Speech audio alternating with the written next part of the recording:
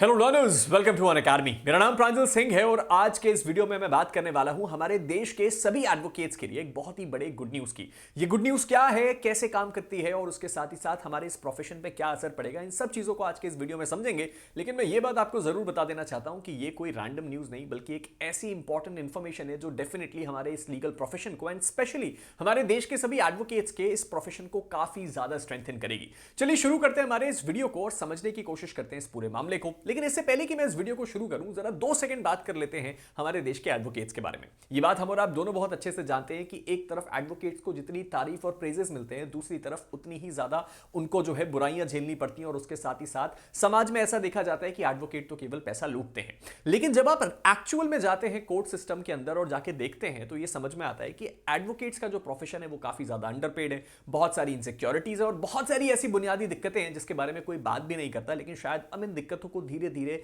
सरकार दूर करने की कोशिश कर रही है। कहां से ये बात की शुरुआत हुई समझते हैं।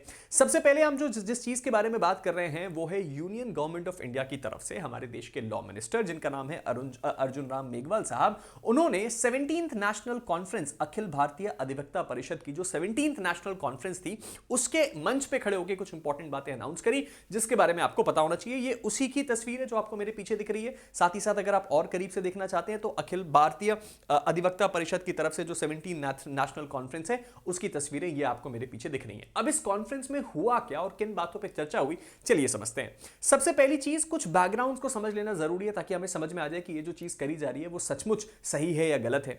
अब देखिए, जितने भी एडवोकेट्स हैं, अगर आप खुद एक एडवोकेट हैं या इस प्रोफेशन को परस्यू करते हैं या आपने इस प्रोफेशन को करीब से देखा है, तो आप इस बात को जानते हैं कि हमारे देश में जितने भी एडवोकेट्स हैं उनके पास कोई फिक्स्ड इंश्योरेंस का मैकेनिज्म नहीं है। अब इंश्योरेंस हर एक एडवोकेट के लिए बहुत जरूरी है क्योंकि उसके और उसके पूरी फैमिली की जो अर्निंग है वो उसी प्रोफेशन पे जुड़ी हुई है। और अगर कोई हेल्थ रिस्क हो, एक्सीडेंट रिस्क हो, तो इस सिचुएशन में उसकी फैमिली इंश्योर्ड नहीं है, वो एडवोकेट इंश्योर्ड नहीं है। तो एक इंश्योरेंस का बहुत बड़ा मुद्दा था। दूसरा बहुत बड़ा मुद्दा था लो फीस का। फीस कई जगहों पे देखी जाती है ज्यादा होती है, कई जगहों पे कम होती है, और सबसे ज्यादा इस बात को ऑब्जर्व किया जाता है पैनल एडवोकेट्स के लिए। यानी कि राज्य सरकार और केंद्र सरकारों के लिए जो पैनल एडवोकेट्स एनरोल होते हैं उसमें फीस का बहुत बड़ा डिसरप्शन है। कई जगहों पे फीस ज्यादा है, कई जगहों पे फीस कम है, और ये भी एक बहुत बड़ा कंसर्न था। और इन दोनों चीजों से ऊपर एक बहुत बड़ा कंसर्न था डिलेज इन पेमेंट का। ये कौन से पेमेंट की बात हो रही है सर? ये क्लाइंट के पेमेंट की नहीं, बल्कि सेंट्रल इंस्टीट्यूशंस के पेमेंट की बात हो रही है। क्या मतलब है इसका? कई बार आपने देखा होगा कि ऐसे बहुत सारे सेंट्रल इंस्टीट्यूशंस होते हैं, पीएसयूज होते हैं, दूसरे ऐसी गवर्नमेंट बॉडीज होती हैं जो अपने केसेस को लड़ने के लिए एडवोकेट्स को हायर करती हैं। एडवोकेट इनका केस लड़ते हैं, पूरा प्रोसेस कंप्लीट होता है, लेकिन एडवोकेट्स को पेमेंट मिलने में कई महीने और कई मामलों में कई साल लग जाते हैं, क्योंकि पेमेंट की क्लियरेंस जो गवर्नमेंट डिपार्टमेंट से होकर आती है उसमें बिल्कुल एब्सोल्यूट अमाउंट ऑफ डिले होता है। और इन सभी प्रॉब्लम्स को यूनियन गवर्नमेंट ने एक्सेप्ट किया, एड्रेस किया, और इसी चीज को लेके सर यूनियन लॉ मिनिस्टर साहब ने बोला कि हमारे पास जो ये बातें हाईलाइट करी गई थी उसको लेके हम कुछ इंपॉर्टेंट डिक्लेरेशंस करना चाहते हैं। अब क्या क्या एश्योरेंस किए गए उसको समझने की कोशिश कीजिए, और एक बड़ा इंपॉर्टेंट एश्योरेंस भी हुआ है जो इन सब चीजों से अलग है, जो आपके लिए जानना बहुत इंपॉर्टेंट है। चलिए समझते हैं।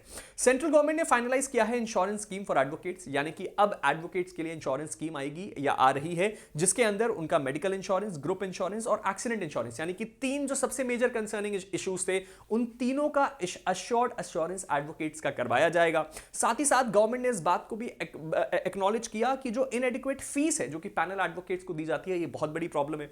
तो जितने भी यहां पे सेंट्रल पैनल एडवोकेट्स हैं, क्योंकि यहां पे तो सेंट्रल जुरिसडिक्शन में ही आता है अर्जुन राम मेघवाल साहब के पास में, लेकिन ये कहा जा सकता है कि स्टेट में भी ये मामला एक्सटेंड हो जाएगा अगर एक बार सेंट्रल ने कर दिया कि सर एक फिक्स्ड फीस होगी और जो फीस काफी ज्यादा रीजनेबल होगी इस प्रोफेशनल ड्यूटी को ध्यान में रखते हुए। साथ ही साथ ये भी बात को एड्रेस किया गया कि जितने भी सेंट्रल गवर्नमेंट इंस्टीट्यूशंस हैं या केंद्र सरकार के जो रिप्रेजेंटेटिव बॉडीज हैं जहां एडवोकेट्स को पेमेंट मिलने में बहुत लंबा समय लगता है, इसको भी दूर किए जाने के लिए काम किया जा रहा है। और शायद बहुत जल्दी ये जो फीस है इसको भी टाइमली एक डेडलाइन मैनर में कंप्लीट किया जाएगा ताकि फीस टाइमली मिल पाए। और उससे भी ज्यादा इंपॉर्टेंट बात, जो एडवोकेट प्रोटेक्शन एक्ट जिसकी चर्चा पिछले कई सालों से चल रही है, एडवोकेट प्रोटेक्शन एक्ट एग्जामिनेशन में है, यानी कि इस वक्त लॉ कमीशन ऑफ इंडिया इसकी स्क्रूटनी कर रहा है और इसकी रिपोर्ट आने के बाद ऐसा माना जा सकता है कि ये भी बहुत जल्दी ही हमारे को देखने को मिल जाएगा सारे के सारे पार्लियामेंट्री प्रोसीजर्स के बाद। तो आउटकम क्या है इस पूरी सिचुएशन का sir? Nation wide insurance scheme for advocates announce करी गई है, साथ ही साथ इंक्रीज फीस सेंट्रल गवर्नमेंट के पैनल एडवोकेट्स के लिए अश्योर करी गई है,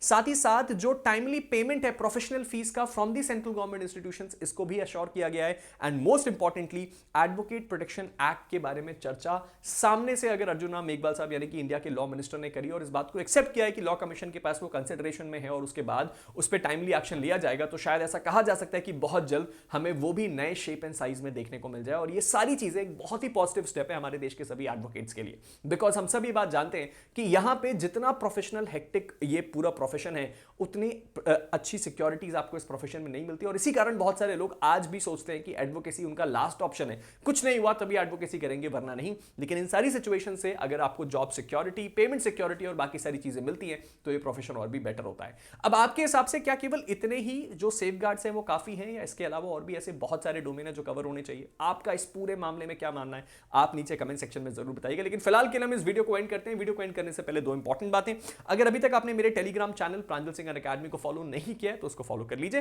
मुझसे जुड़ी हुई सारी अपडेट, सारी इंफॉर्मेशन, सारी जानकारियां आपको मेरे इसी टेलीग्राम चैनल पे मिलेंगी और यहां पे आप मेरी क्लासेस के पीडीएफ, मुझसे जुड़ी हुई सारी अपडेट, हर एक चीज का एक्सेस आप इसी टेलीग्राम ग्रुप से कर सकते हैं।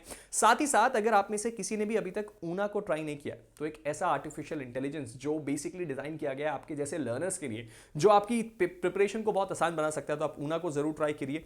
और साथ ही साथ इस वक्त हम आपको दे रहे हैं 9,999 में हमारा जुडिशरी सब्सक्रिप्शन, तो अगर अभी तक आपने इसको भी सब्सक्राइब नहीं किया है तो उसको भी सब्सक्राइब जरूर कीजिए मेरे कोड PS के साथ। मिलते हैं आप सभी के साथ एक नए वीडियो में, तब तक के लिए guys stay motivated and keep learning. Thank you and have a good day.